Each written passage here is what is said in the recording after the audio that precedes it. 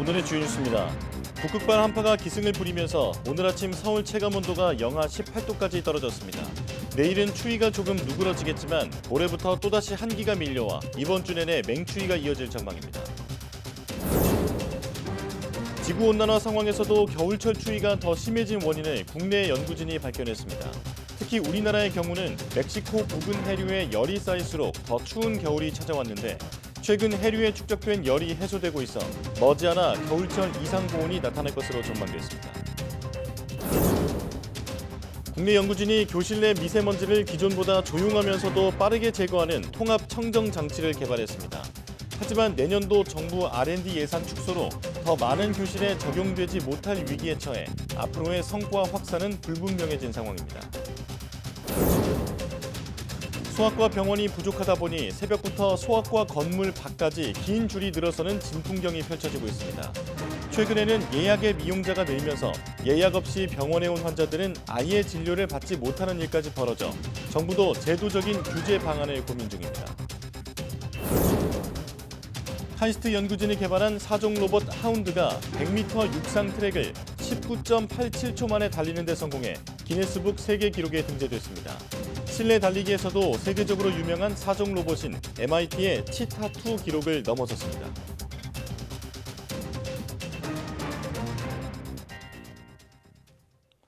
여러분 안녕하십니까? 12월 18일 사이언스 투데이입니다. 북극발 한파가 맹위를 떨치면서 출근길 내륙 체감온도가 영하 20도 안팎에 머물렀습니다.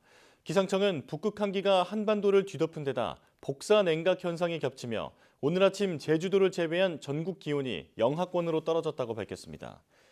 비공식 기록으로 철원군 임남면의 기온이 영하 21.2도까지 내려갔고 파주 영하 14.9도, 서울 영하 12.2도, 대전 영하 10.2도, 대구도 영하 6.6도를 기록했습니다. 특히 찬바람이 불며 서울 체감온도는 영하 17.9도에 머물렀습니다. 기상청은 내일은 기온이 조금 오르겠지만 모레부터 다시 기온이 떨어져 목요일에는 서울 기온이 영하 14도까지 곤두박질하는 등 이번 주 내내 북극 한파가 이어지겠다고 전망했습니다. 포근한 날씨가 이어지는가 싶더니 예년 12월 중순 기온보다 5도 이상 낮은 이상 한파가 찾아왔습니다. 지구온난화로 지구 평균 기온이 높아졌는데도 일부 지역에는 겨울철 추위가 더 심해진 원인을 국내 연구진이 밝혀냈습니다. 최소라 기자입니다. 영상 10도의 포근한 봄 날씨부터 영하 10도의 매서운 추위. 불과 일주일 안에 기온이 20도 가까이 떨어지며 평년 기온보다 5도 이상 낮은 한파가 찾아왔습니다. 전 세계 평균 기온이 높아지는 지구온난화 상황에서 겨울철에는 유례없는 추위가 찾아오는 이유가 뭘까? 국내 연구진은 중위도 지역 바다에 쌓인 열이 원인이라는 점을 입증했습니다. 지구를 6만여 개 지역으로 나눠 지난 63년간의 기온 관측값과 수온 추정값, 기후 모델 모의 실험 결과를 토대로 지역별 겨울철 기온에 직접적인 영향을 주는 요소를 특정한 겁니다. 분석 결과 지구 반대편 멕시코 부근에서 형성된 걸프 해류에 열이 쌓일수록 우리나라는 기온이 더 낮아졌습니다. 반대로 미국과 캐나다에 찾아온 이상 한파는 일본 부근의 쿠로시오 해류 열 축적과 관련이 뚜렷했습니다. 기존 정설이었던 지구온난화로 북극이 따뜻해지고 제트기류 방향이 바뀌어 세계 곳곳에 이상 한파가 나타났다는 분석보다 실제 관측 결과와 일치했습니다. 북극 해빙 감소의 효과는 아직 증명이 잘 되지 않았거든요. 그 제트 사행이 이루어지는 부분은 비슷한데 이제 그 원인이 북극 온난화보다는 해양 전선 지역의 열 축적이 중요하다라고 말을 하는 거고요. 연구팀은 2000년대 이후 중위도 해양 전선에 열이 계속 축적돼 그동안 겨울철 한파가 심해졌다면서 최근에는 열이 해소되는 것으로 관측돼 한동안 겨울철 기온 변동폭이 심하다가 이후에 이상 고온이 나타날 것으로 전망했습니다. YTN 사이언스 최소라입니다. 주말에 갑작스레 맹추위가 찾아오면서 수도 계량기가 터지는 사고가 잇따랐습니다. 한파에 주민들이 물을 쓰지 못해 불편을 겪어야 했습니다. 김태원 기자가 현장을 다녀왔습니다. 서울 노원구에 있는 복도식 아파트. 계량기 함을 열고 물을 틀어보니 마치 분수처럼 솟구쳐 오릅니다. 완전히 계량기 다 깨졌네요. 영하 10도를 넘나드는 강추위에 얼어붙은 수도관이 터져버린 겁니다. 임시왕편으로 손난로까지 붙여놨지만 결국 동파를 막을 수는 없었는데요. 이 때문에 바닥에 고인 물까지도 금세 얼어버렸습니다. 이제 화장실 쓰고 물 내렸는데 이제 물이 안 차오르고 이제 살짝 올 때는 드라이기로 녹여서 사용을 했었는데 이렇게 깨지는 건 처음이었던 것 같아요. 계량기가 얼어 유리가 깨졌다면 담당 수도 사업소나 상수도 민원 상담 채팅 로봇인 아리수톡 등의 신고에 교체받으면 됩니다. 수도가 얼긴 했지만 터지지는 않았다면 따뜻한 물수건으로 감싸거나 30-40도 온수를 부어 천천히 녹여야 합니다. 50도 이상 뜨거운 물은 급격한 온도 차이로 계량기가 고장날 수 있어 금물입니다. 가장 중요한 건 예방입니다. 환파가 찾아오기 전 수도 계량기함을 신문지나 헌옷 같은 마른 보온재로 빈틈없이 채워넣고 방풍 비닐로 감싸주는 게 좋습니다. 다만 기온이 영하 10도 이하로 이틀 넘게 이어지면 보온 조치를 해놨더라도 동파 가능성이 있습니다. 이럴 땐 수도 꼭지 밸브를 틀어 가늘게 물을 흘려주면 도움이 됩니다. 영하 10도 미만일 때는 33초에 일회용 종이컵을 채울 수 있을 정도의 수돗물을 흘려야 동파를 효과적으로 예방할 수 있습니다. 한파특보가 발효되고 기온이 뚝 떨어지면서 서울시도 한파종합지원 상황실을 가동하고 24시간 비상근무에 들어갔습니다. 노숙인들에겐 임시거처 등을 마련해주고 취약계층 노인들에 대해선 방문과 전화로 안부 확인에 나섰습니다. 또 편의점이나 도서관 등을 활용한 한파 쉼터 30여 곳을 준비해 추위로 인한 피해를 덜도록 했습니다. YTN 김태원입니다. 눈이나 비가 내린 뒤에는 눈에 잘 보이지 않지만 도로가 살짝 얼어붙은 곳이 많습니다. 이런 빙판길에서는 사고가 났다 하면 큰 피해로 이어질 수 있는데 그늘진 도로나 다리, 터널 출입구 등이 특히 위험하다고 합니다. 송세혁 기자가 취재했습니다. 지난 13일 아침 8시쯤 강원도 강릉 공항대교. 승합차가 갑자기 중앙선을 넘어 미끄러지더니 울타리를 들이받고 그대로 10여 미터 아래 하천으로 떨어집니다. 이 사고로 혼자 타고 있던 운전자 57살 권모 씨가 어깨 등을 다쳐 병원에서 치료를 받고 있습니다. 당시 해당 도로는 내린 비가 살짝 얼어붙은 상태였습니다. 운전사 발로는 미끄러졌대요. 저 아침에 살짝 살얼음이 끼어가지고. 이처럼 눈으로 잘 안 보이는 도로 살얼음을 만나면 운전자는 속수무책입니다. 최근 5년간 발생한 빙판길 교통사고는 4,900여 건으로 120여 명이 목숨을 잃었습니다. 빙판길 교통사고 100건당 사망자 수를 나타내는 치사율은 전체 교통사고 치사율보다 1.5배나 높았습니다. 제동력이 떨어지고 종의 행들력도 상실되거든요. 제동거리 그만큼 길어집니다. 그래서 2차 사고가 연쇄출돌이 계속 발생하는 것이죠. 시간대별로는 오전 6시에서 10시 사이에 빙판길 교통사고가 집중됐습니다. 살얼음은 주로 그늘진 도로나 다리, 터널 출입구 등에서 많이 생깁니다. 이런 위험 구간을 지날 때는 급가속과 급제동을 피하고 앞차와 충분한 거리를 확보해야 빙판길 교통사고를 막을 수 있습니다. YTN 송세혁입니다. 지난주 아랍에미리트에서는 제28차 UN 기후변화 협약 당사국 총회가 열렸습니다. 폐회를 하루 연기하는 치열한 논의 끝에 탈화석연료 전환이라는 문구가 담긴 합의문이 나왔는데요. 이번 총회의 의미를 김민경 기자가 분석했습니다.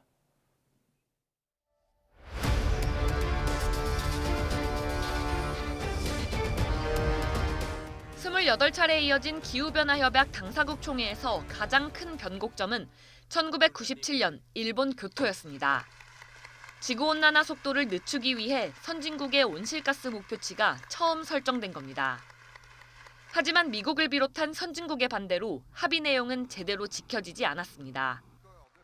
2020년 만료되는 교토의정서를 대체한 것이 바로 2015년 21차 총회에서 195개국이 채택한 파리협정입니다. 온실가스 감축과 적응을 화두로 각 국가가 자발적으로 감축 목표를 정하는 국가 결정 기여를 제출하도록 했습니다. 설정한 목표에 따른 이행 결과를 5년마다 점검하는데 UAE 총회가 첫 무대였습니다. 우리나라도 옛날에 5개년 경제성장 계획 메우면 매년 점검하게 점검회의 많이 하잖아요. 그 점검회의예요. 이걸 5년마다 정상들이 모여서 하겠다는 겁니다. UAE 총회 합의문에 담긴 에너지 전환이라는 단어는 상당한 진통 끝에 탄생했습니다. 의장국인 UAE를 비롯한 산유국이 처음 제시한 것은 화석연료 저감. 하지만 화석연료 퇴출을 요구한 선진국과의 줄다리기 끝에 10년 안에 에너지 전환 노력 가속화한다는 내용으로 합의했습니다. 또 온난화로 인한 지구촌의 손실과 피해를 보상하기 위한 기금이 마련된 점도 성과로 꼽힙니다. 각국에서 해결할 수 없는 영역에 대해서는 뭐 예를 들면 히말라야가 녹는다든지 북극이 녹는다 그런 얘기들인데 이거에 대해서 이제 기금을 세우자는 얘기가 계속 있었고 탄소 배출로 인한 온난화에 대한 인식은 선진국과 개발도상국의 간극이 무척 큽니다. 이런 만장일치가 어려운 환경. 그것도 산유국에서 열린 총회에서 탈화석연료 전환이라는 단어가 도출됐다는 점만으로도 큰 진전이라는 게 기후 전문가들의 평가입니다. YTN 김민경입니다.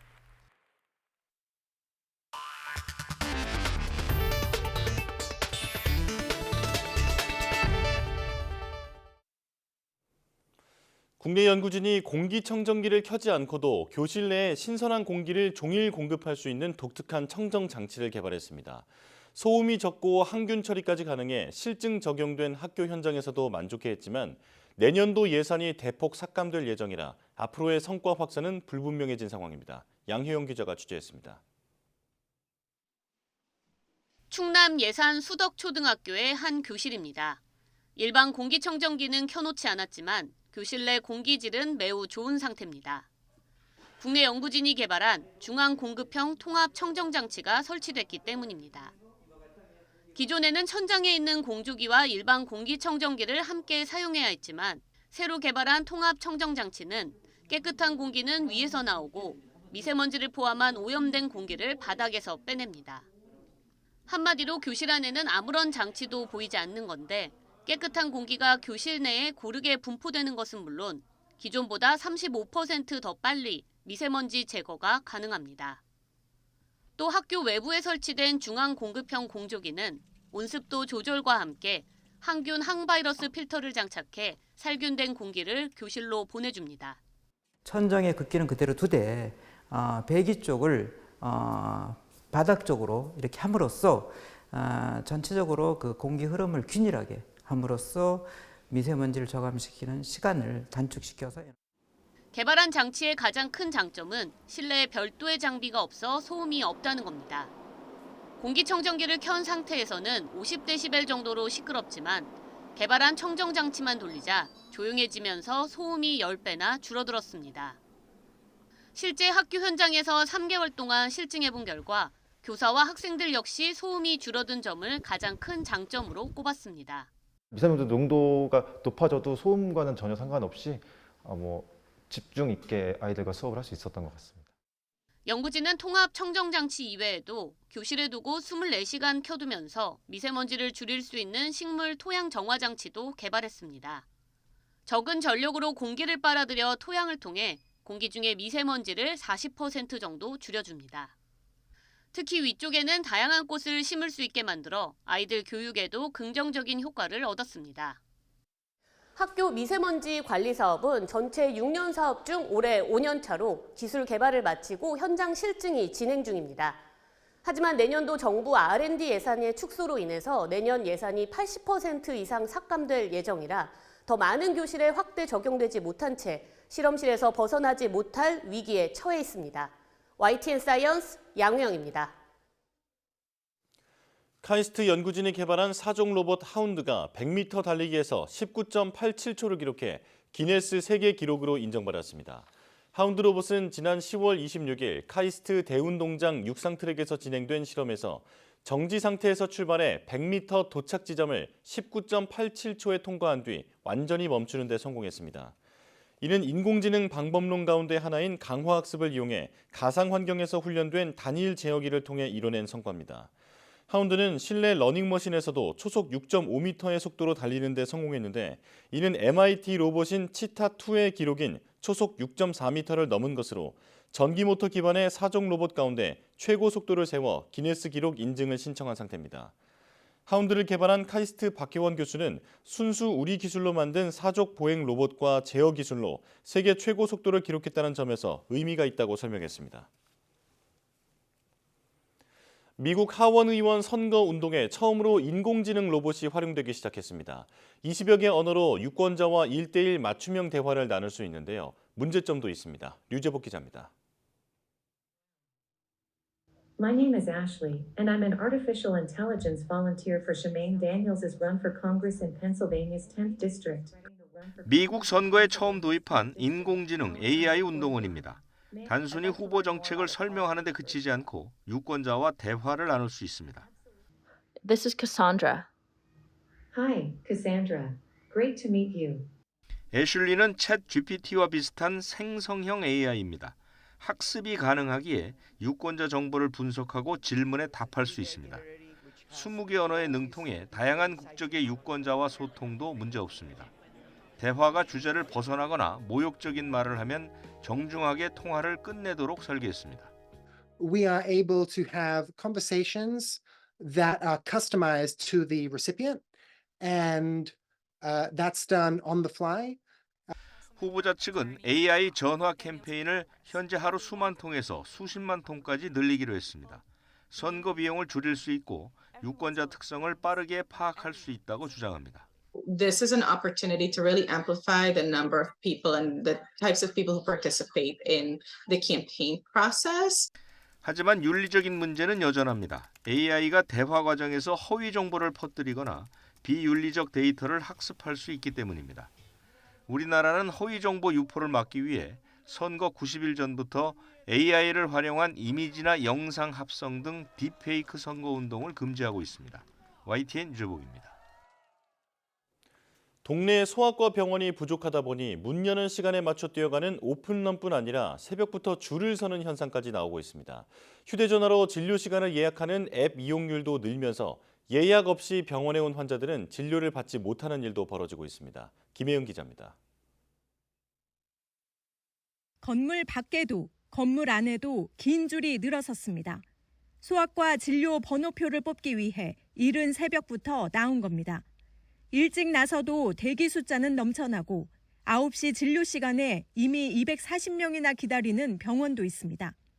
집에서 휴대전화 앱으로 예약할 수 있는 병원도 있지만 그마저도 예약 전쟁입니다. 9시나 8시 반부터 열려가지고 그때 열어도 한 100명 정도 그냥 한 1, 2분이면 다 차거든요. 한 5시 때부터 보통 줄을 섰죠. 최근에는 예약 앱 이용자가 늘면서 인터넷 예약 없이 병원에 가면 몇 시간씩 기다리는 일까지 벌어지고 있습니다. 심지어 앱 예약자들에게 밀려 아예 진료를 못 받는 일도 벌어졌습니다. 보건복지부가 지난달 열흘 동안 인터넷 예약으로 인해 진료를 받지 못했다는 민원을 접수한 병원은 전국 30곳. 이 가운데 8곳은 병원 진료 시간이 끝나기 2시간 전에 현장 접수를 마감해 진료 거부로 보고 행정지도 명령을 내렸습니다. 고령층 등 앱을 이용하지 않는 환자들에 대한 의료 접근권을 보장하고 예약 상황을 확인할 시스템 개선이 필요하다는 지적입니다. 소아과 같은 게 지금 절대적으로 이제 부족한 상황에서는 이제 그런 앱 이용자만 이용할 수 있다든지 이렇게 차별적으로 하는 거는 조금 문제가 될 수 있지만 사전에 소비자들이 충분히 알 수 있으면 사실 이 문제는 해결할 수 있다고 생각하거든요. 정부는 감시 강화와 함께 제도적인 규제 방안을 고민하겠다고 밝혔습니다. 현행 의료법 내에서 할 수 있는 방안을 최대한 강구를 해서 그러한 부작용을 금지를 하겠습니다. 근데 다만 이게 예측 가능성을 높이고 또 법적인 그걸 확실히 하기 위해서는 이거와 관련된 법 규정 개정도. 소아과 진료 예약 전쟁은 결국 의사 인력이 부족하기 때문인데 최근 5년 동안 새롭게 문을 연 소아과보다 문을 닫은 곳이 더 많아 상황은 갈수록 악화하고 있습니다. YTN 김혜윤입니다. 우리나라 합계 출산율이 내년부터 0.6명대로 추락할 것이라는 전망이 나오자 정부가 강도 높은 대책을 마련하겠다고 밝혔습니다. 내년 초에 저출산 기본 계획을 수정하겠다는 건데 실효성 있는 대책이 나올지 주목됩니다. 조용성 기자입니다. 대통령직 속 저출산 고령사회 위원회는 지난 3월 5대 핵심 과제를 담은 정책을 발표했습니다. 6월에는 여러 부처가 참여하는 인구정책기획단을 출범해 저출산과 고령화 대응책을 논의하고 있습니다. 하지만 정부가 받아든 건 합계 출산율이 0.6명대로 추락할 것이라는 경고가 담긴 성적표였습니다. 14세기 유럽의 흑사병 때보다 우리나라의 인구 감소 추이가 위험하다는 외신의 분석까지 나왔습니다. 발등에 불이 떨어지자 인구정책 주무부처인 보건복지부는 상황을 엄중하게 보고 있다고 밝혔습니다. 0.65까지 떨어진다는 것은 우리 정책이 크게 잘못됐다는 그런 판단을 하게 되고 그거는 참 죄송하다는 그런 말씀을 드립니다. 정부는 우선 오는 2025년까지 계획을 담은 제4차 저출산 고령사회 기본계획을 내년 초 수정해 발표할 계획입니다. 저출산위원회에서는 양육 부담을 덜어주기 위한 방안에 주력할 것으로 보입니다. 육아휴직을 의무화하거나 육아휴직 급여를 인상하는 등 그간 거론된 방안도 긍정 검토할 것으로 보입니다. 육아휴직이나 육아휴직 근로시간 단축과 같은 일하면서 아이를 키울 수 있도록 하는데 지원하는 것이 여러 연구자들도 그것이 가장 가성비가 높다. 그래서 여기에 예산 투입이 집중돼야 된다라고 얘기를 하고 있고. 하지만 저출산 대책이 실제로 국민이 만족할 정도로 나오지 않는다는 지적도 높습니다. 이 때문에 일과 가정이 양립할 수 있도록 기업의 변화를 끌어내는 지원책도 고심하고 있습니다. 가족 친화 경영을 하는 것은 근로자의 삶의 질을 높이고 그리고 인재 확보한 중요한 전략이 될 수 있습니다. 또한 기업의 가치를 높이고 기업의 경쟁력을 제고할 뿐만 아니라 내년부터 새로 시행되는 저출산 정책만 해도 이미 20개에 육박하는 상황에서 정부가 약속한 특단의 대책에 실효성 있는 내용이 담길지 주목됩니다. YTN 조용성입니다. 세 집 건너 한 집은 혼자 살고 있을 만큼 1인 가구는 우리나라에서 가장 보편적인 가구 형태가 된 지 오래입니다. 그런데도 주거와 복지 시스템의 기본값은 여전히 다인 가구에 맞춰져 있어 정책 고민이 필요하다는 지적입니다. 나연수 기자입니다. 10년 전만 해도 대한민국의 변화가 이렇게 빠를 줄 몰랐습니다. 2035년에는 1인 가구가 34%에 달할 거라는 전망이 나왔습니다. 예상을 13년이나 앞질러 1인 가구 비중은 이미 지난해 34.5%에 도달했습니다. 2인 이상 가구보다 평균 소득은 낮고 주거비와 생활비, 빚 부담은 큰 1인 가구. 세금은 똑같이 내지만 정책은 다르게 돌아옵니다. 정부의 주택 공급 정책은 3, 4인 가구 전용 면적인 85제곱미터 중심으로 이뤄지는데 1973년 도입된 기준입니다. 1인 가구에 적합한 60제곱미터 이하 신규 공급은 6년째 연평균 14%가량 오히려 줄고 있는 추세입니다. 1인 가구가 가장 필요로 하는 정책 역시 주택 안정 지원이었는데 특히 청년층 수요는 80%를 넘길 정도로 컸습니다. 저출산 위기감에 정책 초점이 소위 정상가족에 맞춰진 것도 1인 가구에 박탈감을 안겨줍니다. 혼자 사는 청년은 청약 당첨을 꿈꾸기 어렵고 혼자 사는 노인은 연금 수령액이 더 적습니다. 국가에서 어떻게 이런 가치관을 가지라는 거는 이제 통하지 않고요. 가치관이라는 거는 사실은 이제 아주 마이크로하게 보자면은 보상과 이제 벌을 받는 체계잖아요. 근데 이제 그 기회비용이 굉장하다는 거예요. 결국 가구 형태의 변화를 발빠르게 쫓는 건 1인 가구를 새로운 소비층으로 반기는 시장뿐. 2030년 1인 가구 비중이 40%에 육박할 것으로 전망되는 만큼 달라진 사회상과 생애 주기를 반영한 주거와 복지 시스템 마련이 시급하다는 지적입니다. YTN 나연수입니다.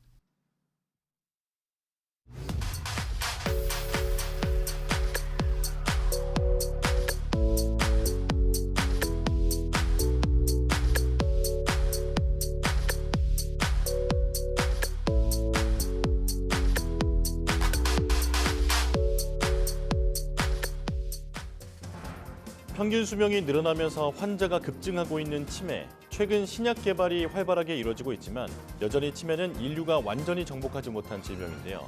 오늘 오후 사이언스 투데이에서는 전문의와 함께 치매의 종류와 원인, 예방법까지 자세히 알아보겠습니다. 많은 시청 바랍니다. 뉴스 마칩니다. 고맙습니다.